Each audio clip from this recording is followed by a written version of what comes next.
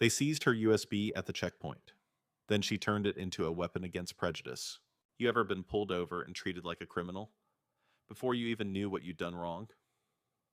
Maya Hernandez thought it was just another routine Border Patrol checkpoint until her hands trembled as the agent found a single USB hidden in her bag.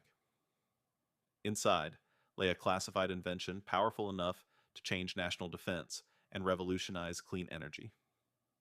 In that moment, her world shattered, accused of espionage, facing hours in a federal holding cell.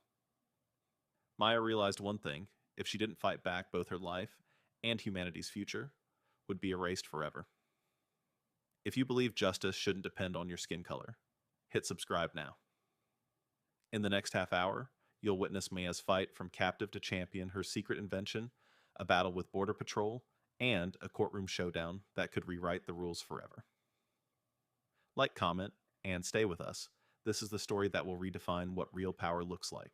Maya Hernandez grew up on the dusty streets of El Paso, Texas, just blocks from a border wall that felt more like a scar than a barrier. From a young age, she watched her abuela toil in community gardens, coaxing life from harsh desert soil, while neighbors whispered about Border Patrol raids and families torn apart. Those childhood memories fueled Maya's passion for engineering. She promised herself she would build something to heal the land, not divide it. Now at 34, Maya heads a small startup tucked into an old warehouse on the California side of Calexico. Inside, her lab banks of solar arrays and prototype bio-battery cells hum with potential. She's already won regional grants for her Green Guard technology, a renewable energy system designed to power remote border communities without diesel generators. Local news outlets call her a bridge builder, and she mentors young Latinas who dream of STEM careers. But in town, Calexico is still swept by suspicion. Border Patrol checkpoints sit on every major artery, agents scanning license plates and skin tones with equal intensity. Maya's best friend, Officer Rosa Martinez, warns her constantly. They'll pull you over just for being in the wrong lane. Rosa is one of the few Latinx agents in the federal force she joined to protect her community.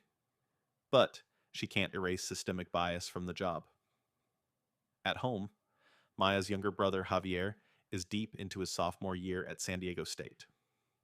He idolizes his sister's breakthroughs, but worries when Maya disappears on late-night deliveries of prototype components across the desert. Their mother, a retired nurse, still stitches blankets for migrant shelters, believing that no wall can stop compassion. Family dinners ripple with laughter, tortillas sizzling on the stove, but Maya can't shake the weight of community expectations. Deliver the energy solution. Protect her. People prove that a Latina engineer belongs here. Last week, the governor spoke at a ribbon-cutting ceremony for one of Maya's solar microgrids. Headlines praised her vision until halfway through her speech, angry activists demanding tougher immigration laws drowned out her words. Maya watched their signs, many waved, by people who had never met her, calling her a legal sympathizer.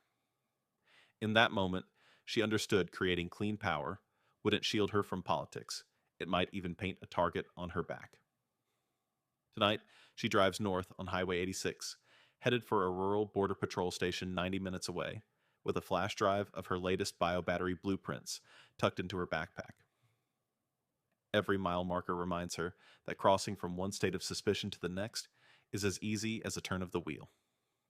She's rehearsed her answers 100 times. I'm delivering prototypes to a research partner. But as the checkpoint lights appear on the horizon, she feels her pulse quicken, hands tightening on the steering wheel. Dreams of clean energy suddenly collide with the stark reality of a system that still judges her by her heritage before it reads her credentials. And somewhere amid the desert wind and sheriff's sirens, Maya realizes this drive might decide whether her inventions see the light of day or end up buried behind locked doors and secret files. Maya eased her truck into the checkpoint lane, heart hammering as the Border Patrol floodlights bathed her cab in harsh white. Agent Thompson stepped forward, voice-clipped license and registration. He didn't bother to look at her eyes, just traced the edges of her Latina features, cataloging signs of illegal entry. Maya's fingers hovered over her glove box, breath catching in her throat. She handed over her documents with deliberate calm, but inside her chest, panic roiled like wildfire. Thompson flipped through her license lingering on her address in Calexico. Engineer, huh? He sneered. Funny. Never seen one of your kind this far north without an escort. He exchanged a grin with the agent behind him, both of them the same pale gray of a desert storm cloud. Maya forced a smile. I'm heading to Desert Research Labs, she replied steadily. Prototype delivery. He scoffed. You sure you're not smuggling something else? As if she were a drug mule, not the inventor of a breakthrough biobattery.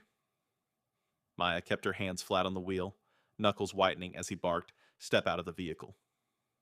The word illegal hung unspoken in the crackle of his tone. She climbed out, every muscle rigid, aware of the cold barrel of suspicion aimed at her. Thompson's partner, a fresh-faced Agent Willis, rifled through her bag. Notes spilled across the hood, engineering diagrams, lab notebooks, a single encrypted USB drive. Maya's chest tightened as Willis plucked up that drive by its black casing, snapping his fingers at Thompson. What's this? Thompson seized it, voice low, but hungry. You mind if we take a look? Maya's throat ran dry. That's intellectual property, she said, voice quavering by a fraction. I need that for my work. He laughed. Your work, huh? We'll see. They escorted her to a metal table under a flickering lamp. Empty your pockets, Thompson ordered. Maya complied, as though in a trance key's phone research IDs, every trace of normalcy stripped away. She watched Thompson slot the USB into a portable reader. Her oxygen thinned when file names scrolled: Green Guard, Ja Biocell, Soch, Prototype, Yaj Vipe, PDF. He nodded approvingly, as if approving an arrest. This little gadget could power drones or bombs, he said softly. Too bad we don't know which. His words cracked her composure. Spectral images of classified R&D labs and military contractors flashed behind her eyelids. Across the pavement, Rosa Martinez leaned against her patrol SUV jaw, tight. Maya caught Rosa's eye, an anchor of solidarity in a sea of hostility. But Rosa's hands were cuffed by regulations. She couldn't simply wave a badge and end this. Thompson noticed the exchange and zeroed in. You two know each other, he barked. Rosa's straightened expression carved from granite. She's a U.S. citizen and an engineer. This is harassment. Thompson laughed and slapped a detained sticker on Maya's documents. We're just doing our job. They led Maya to the holding cell inside a converted trailer. The door clanged shut behind her, echoing like a guillotine blade. Inside, she paced the 6-foot corridor, mind racing through worst-case scenarios. Loss of her startup's funding exposure of her proprietary technology. Or worse, being labeled a national security threat. Each footstep felt like the ticking of a bomb. The hum of the generator outside sounded eerily like the pulse of her own panic. Interrogation began minutes later. Thompson's questions were a sieve, every answer strained through a filter of prejudice. Who are your backers? Why cross state lines with a flash drive? Got any ties to foreign agitators? Maya answered truthfully. Voice tight, university grant. Private investors, no affiliations. Each revelation only fueled their doubt. Thompson leaned in, nostrils flaring. Perhaps you can't see how this looks, little engineer. He spat. A brown woman driving a truck full of secret tech through Border Patrol territory. Tears pricked Maya's eyes, but she swallowed them down. Anger surged like molten metal through her veins, anger at being treated as less than human for the color of her skin, for her very competence. Her fists clenched behind her back as Thompson ripped open her safety vest, rifled through a pocket, and produced her lab ID badge. He dangled it in front of her face. So, this is real. Congratulations. But reality doesn't matter if we decide you're a threat. They confiscated her USB and all her research, promising its return after review. Review meant indefinite seizure. Maya's mind spiraled. Years of work vanished at the whim of biased authority. She felt the walls closing in, breath ragged. A single question bubbled up. How do you fight back when the system is rigged against you? Then Rosa's voice cut through the haze. You have a right to counsel, she announced, barging in under pretext of protocol. Thompson sneered at Rosa, but stepped aside to allow Maya one phone call. Maya's fingers shook as she dialed her lawyer, Julia Kim, a fierce advocate who had defended civil rights cases. The connection crackled, and Maya spilled the details in a rush. They're holding my prototypes. They're calling me a security risk. Julia's calm tone on the other end grounded her. Stay strong. I'll be there in 2 hours to file for a writ of habeas corpus. They can't detain you without cause. But hours crawled by like winter through sand. Maya sat on the metal bench, staring at the blank concrete wall, replaying every micro-expression on Thompson's face. She noticed the way his brows twitched when he uttered classified and the predatory tilt of his lips whenever he scrutinized her engineering diagrams. Every flash of hostility etched deeper lines of indignation in her soul. At length, Julia arrived, papers in hand. She challenged the detention order, citing Maya's rights under the Fourth Amendment. Thompson and his superiors snarled bureaucracy at every turn, pending federal security review clearance required. Julia countered with equal ferocity. My client's research is non-military. She poses no credible threat. The debate escalated into a standoff between civil liberties and national security assumptions. Maya listened to each argument like a spectator to her own life, heart hammering with a blend of fear and resolve. She would not be silenced. When the judge and austere magistrate denied bail on grounds of potential flight risk and unverified tech, Maya's world tilted. Freezing cold grief gnawed at her resolve. She closed her eyes and inhaled the stale air mine, racing back to her abuela's words. La justicia no es para los cobardes. Justice is not for the cowardly. That whisper became her mantra.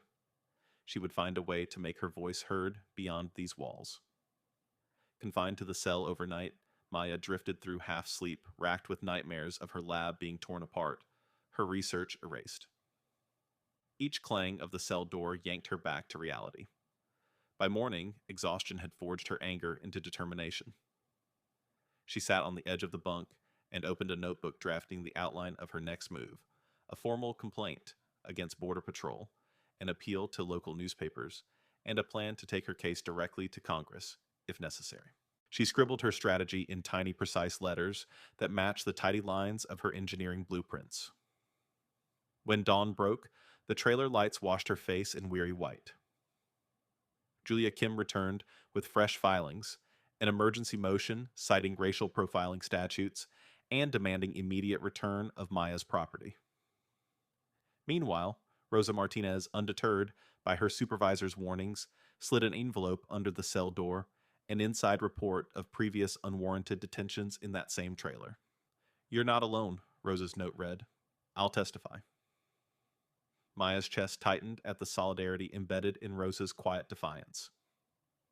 In that moment, she realized that her fight was bigger than her own stolen invention.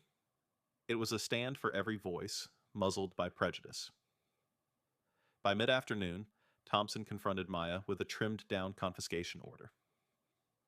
You have 24 hours to secure your release. He sneered, or we forward this to Homeland Security for extended review. Maya met his glare, breath steady. Then I'll see you in federal court. As he stalked away, his boots echoing on the concrete, she whispered to the empty cell, I won't break. Across the gravel lot, Rosa stood at attention, eyes blazing with quiet pride. She offered Maya a nod, a pact of trust. Maya lifted her chin, feeling the weight of both her stolen research and the hope of her community. The conflict had morphed into something larger, a collision between institutional power and an engineer's unwavering commitment to justice. And as the cell door swung open to escort her back to the courthouse, Maya stepped forward with one thought driving her every stride. She would win or she would remake the rules so no one else suffered the same fate.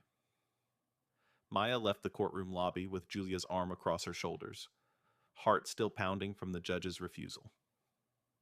Outside, the sun slanted through concrete pillars, and she felt every second tick by like a bomb fuse. There was no turning back now. This was her point of no return. She slipped into the waiting sedan, where Rosa sat behind the wheel, face hard with purpose. You ready? Rosa's voice was low, but fierce. Maya exhaled more than ever. Their plan hinged on two fronts: legal pressure and public exposure.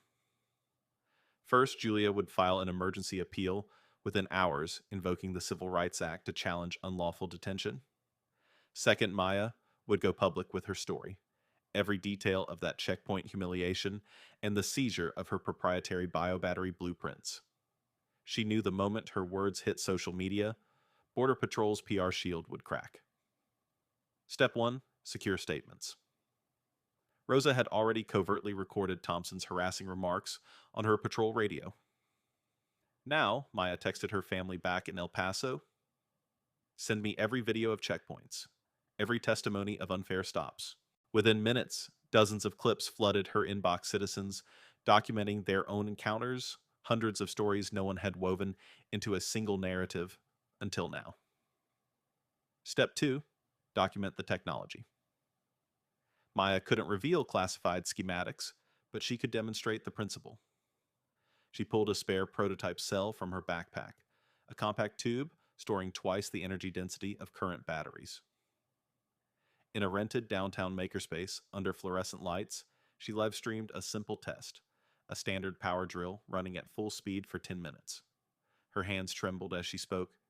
"This is Green Guard? It powers tools, homes, even drones without fossil fuels." The public saw the drill spin, heard the whir grow silent, only when the battery neared empty proof in plain sight. Step 3.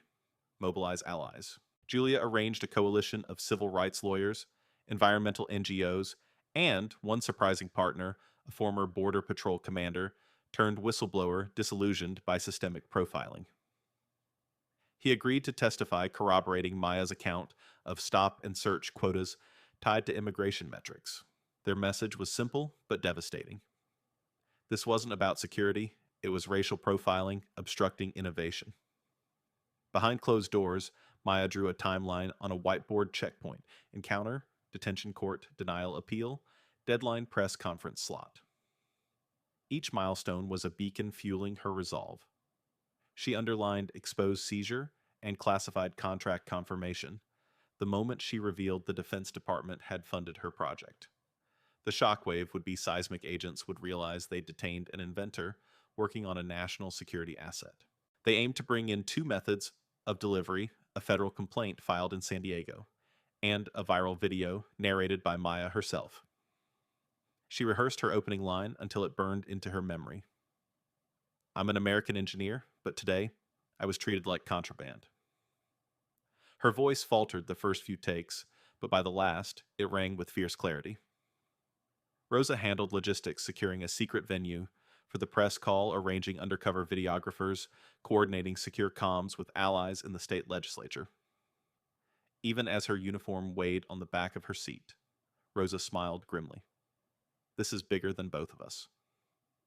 Maya steeled herself for step 4, confronting Thompson directly. She obtained his badge number and filed an internal affairs request for disciplinary action, an official accusation of racial discrimination.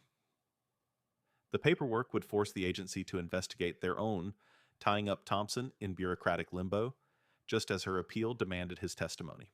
Between these strategic moves, Maya found time to meditate on her grandmother's words.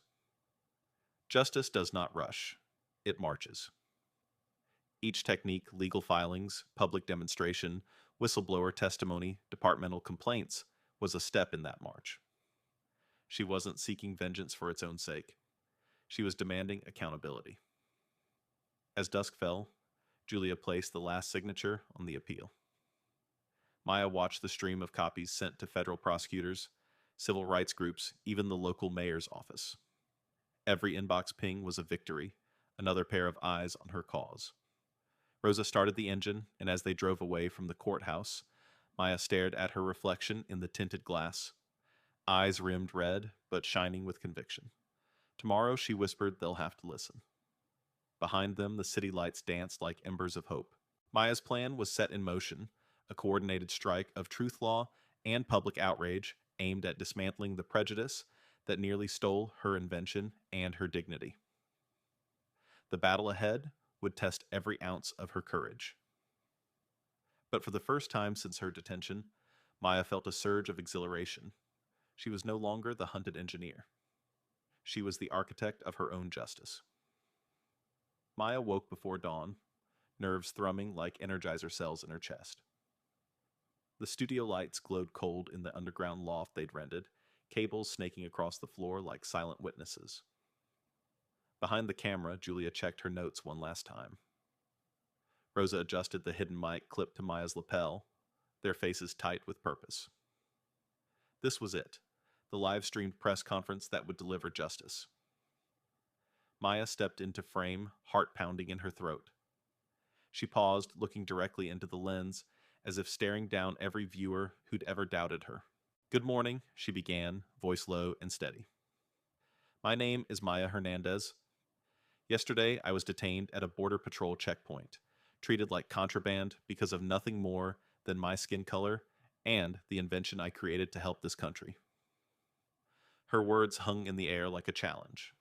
Behind her, a whiteboard displayed 3 simple bullet points.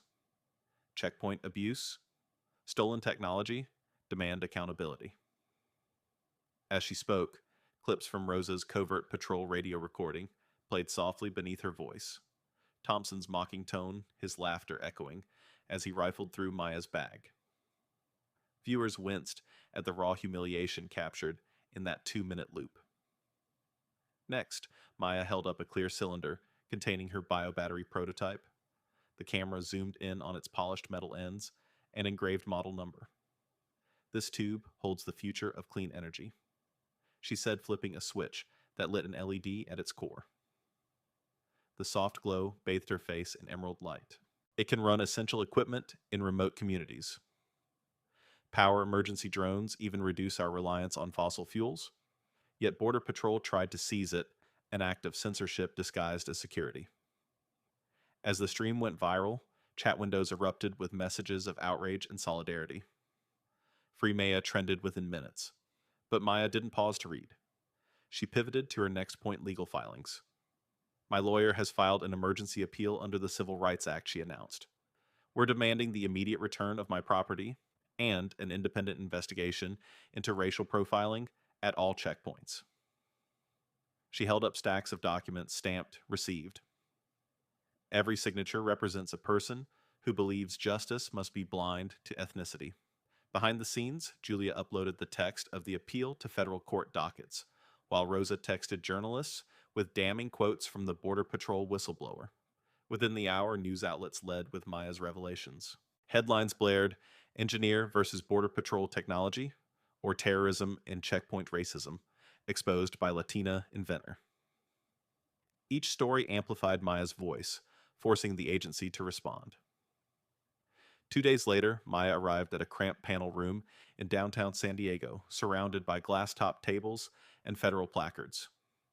Agents in crisp uniforms settled into their seats, while civil rights attorneys filled the opposite side.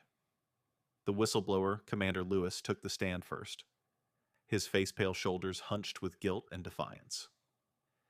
He described quota-driven stops, directives to target Latinx drivers, and explicit orders to discourage innovation near the border. His testimony landed with the weight of an avalanche, knocking the smug posture from every agent in the room. When it was Maya's turn, she walked to the witness table with a stack of photos.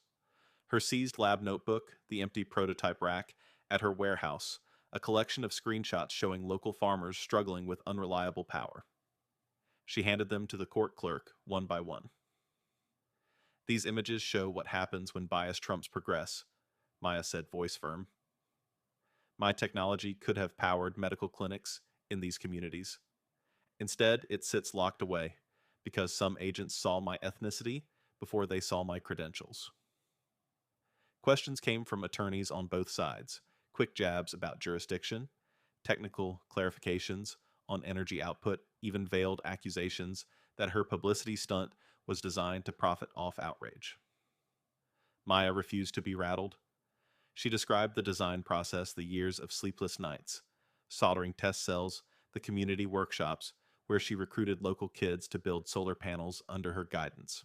Every anecdote humanized her, not just an inventor, but a sister, a daughter, a kid who once crawled through gravel to catch lizards under an El Paso dust devil. Outside the hearing, Rosa intercepted Thompson in the hallway. His face had that tight, brittle sheen people get when they know a lie is about to collapse. She slid him an envelope. Internal Affairs had accepted the racial discrimination complaint Maya filed. Thompson's hand shook as he pocketed the letter. His eyes flicked up at Rosa's silent glare. "What have you done?" he mouthed. Rosa's response was a ghost of a smile. "Called the law." That same afternoon, Julia orchestrated the next phase, a sit-down with state legislators on Capitol Hill. Maya stood before a small committee of senators and representatives, their faces lined with curiosity and concern. She opened with a stark, "Today, I ask you to vote for Senate Bill 423, a measure to standardize checkpoint procedures, ban profiling based on ethnicity, and ensure that legitimate scientific equipment cannot be seized without judicial review." Behind her, a large chart compared incident reports from the past 5 years, over 200 stops of researchers, 400 seizures of scientific gear, 90 documented cases of racial profiling. Data filled the room with its own kind of urgency. A senior senator leaned forward, voice gravelly. "Ms. Hernandez, if we pass this, how will it impact national security? What safeguards exist to prevent actual threats?" Maya nodded. She'd anticipated the question. SB 423 includes a fast-track judicial review process for items flagged as potential threats. Legitimate defense contracts would be verified within 48 hours, ensuring no disruption to national security projects. A hush fell. Maya watched the legislators confer with their aides, recognizing the same calculus. She wrestled with balancing protection with freedom. When the anti-profiling amendment passed by a narrow margin, applause broke out soft but significant. Maya felt her chest swell with relief and resolve. This vote meant thousands of innovators and scientists would have a shield against the very injustice she endured. That evening, social media lit up with reaction videos. Community leaders praising Maya's courage, tech bloggers decrying arbitrary seizures, even Border Patrol Union representatives expressing concern over rogue agents. The agency issued a statement pledging comprehensive review and additional training. But Maya and Julia knew words alone weren't enough. They needed concrete change. The final act unfolded in an auditorium packed with press and supporters. A podium bore Maya's nameplate, flanked by Rosa in uniform and Julia in a crisp blazer. Cameras clicked as Maya approached the mic prototype tube in hand. "Today," she began, "I announce the immediate reinstatement of my technology and the release of all materials seized during my detention. I also call on Border Patrol leadership to publish full records of checkpoint operations and adopt real-time transparency measures."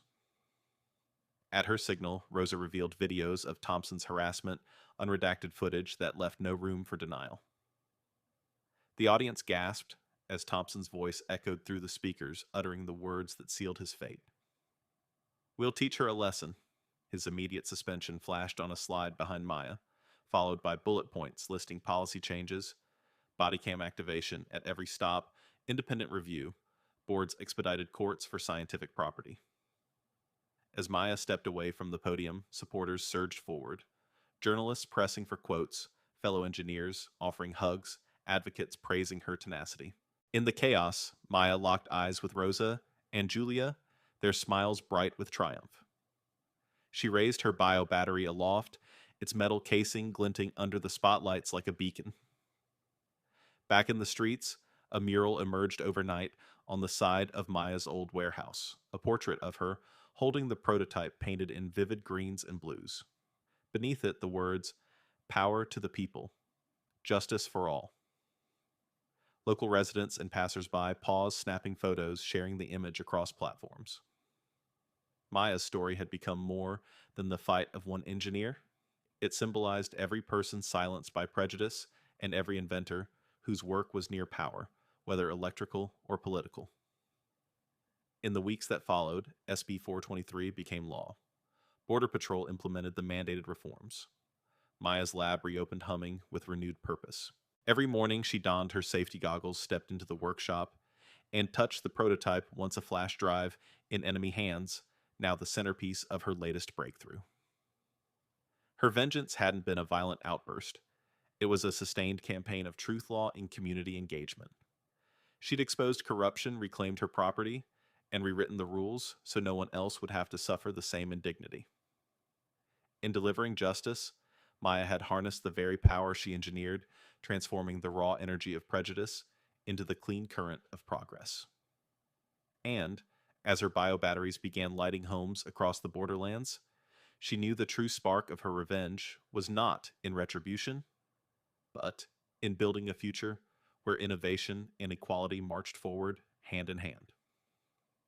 In the days that followed the press conference, the fallout was immediate and unmistakable. Border Patrol headquarters announced the suspension of Agent Thompson, pending investigation, a rare public rebuke that sent ripples through federal law enforcement. Internal memos leaked revealing directives to retrain every checkpoint officer on bias prevention and property protections. Social media feeds filled with screenshots of official statements, all scientific equipment exempt from warrantless seizure, mandatory body camera review at every traffic stop. Meanwhile, Maya's inbox overflowed. Emails from community organizers, climate activists, and fellow engineers poured in. Thank you for standing up. You restored my faith in justice. Your courage saved my own startup when we faced similar harassment. Hashtags like Sherlock Justice for Maya and Innovation Without Borders trended for a full week. Even mainstream news anchors previously dismissive of her case opened segments with headlines such as Latina engineer wins landmark civil rights victory. On the floor of the state Senate, several legislators cited Maya's testimony as the decisive factor in passing SB 423, a sweeping anti-profiling bill that now awaits the governor's signature. Lawmakers praised her by name in session, calling her a model for civic engagement and a catalyst for meaningful reform. News cameras caught Maya stepping into the rotunda, greeted by applause from representatives who had once ignored her. Back in Calexico, the community reaction was just as powerful. At the mural now emblazoned on her old warehouse, Maya holding her biobattery aloft, residents gathered for an impromptu celebration. Farmers who once struggled with unreliable power hugged her children. Local school teachers held signs reading "Future Engineers, Welcome Here." Even the mayor, who had hesitated to back SB 423, publicly acknowledged Ms. Hernandez showed us what leadership looks like. On the national stage, her invention regained its momentum. Federal grant panels reinstated funding for Green Guard, expediting deployment of biobattery units to remote clinics and migrant shelters along the border. Companies that had paused contracts over the controversy now vied for partnerships, citing the new legal safeguards as a guarantee of stability. The very technology Thompson had tried to bury became a symbol of progress, pièces de résistance in industry expos and innovation awards. For Maya personally, the emotional release was profound. She watched footage of herself on live stream, the same face that looked terrified under floodlights now radiating confidence. In private moments, she allowed herself to cry, tears not of fear, but relief and vindication. Her brother Javier called her in tears. "You changed everything, sis," her abuela, calling from El Paso, whispered through the phone. "You made our world a little brighter." Yet, perhaps, the most telling reaction came when Rosa Martinez returned to the checkpoint, now wearing a transparency officer badge. Maya visited that station weeks later, carrying boxes of advanced prototypes to power the outpost's radar systems. Thompson was nowhere in sight. His desk lay empty, a position under review sign posted in its place. Rosa guided Maya past new body cam monitors installed at every bay, the glow of screens reflecting a promise, no more shadows to hide prejudice. As sunlight slipped over the desert horizon, Maya stood beside the checkpoint fence one last time. In her hand, she held the very bio battery that nearly cost her freedom. Now tethered to solar panels, it powered the floodlights above, turning an emblem of injustice into a beacon of hope. She pressed a finger to its cool metal and whispered, "We win when innovation and equality light the same path." Across every level, local, state, federal, and personal, Maya's victory had rewritten the rules. Her story became a testament that one person's refusal to yield can spark systemic change, delivering justice not through vengeance, but through the relentless pursuit of truth and the power of a single invention. That's Maya Hernandez's story, a woman who turned a routine traffic stop into a movement, reclaimed her invention, and rewrote the rules, so innovation could no longer be silenced by prejudice. From her grandmother's dusty garden in El Paso to the halls of state and federal government, Maya showed us that courage isn't just about standing up, it's about harnessing your greatest ideas to demand justice. If you've ever felt underestimated, remember one voice can spark a cascade of change. Share this video with someone who needs that reminder. Drop a comment below. What's the next barrier you're determined to break? Hit like if Maya's fight inspired you, and make sure you're subscribed so you don't miss our next deep dive into stories of ordinary people achieving the extraordinary. Up next, we've got another incredible tale of resilience and triumph. Click to watch it now and keep the inspiration going.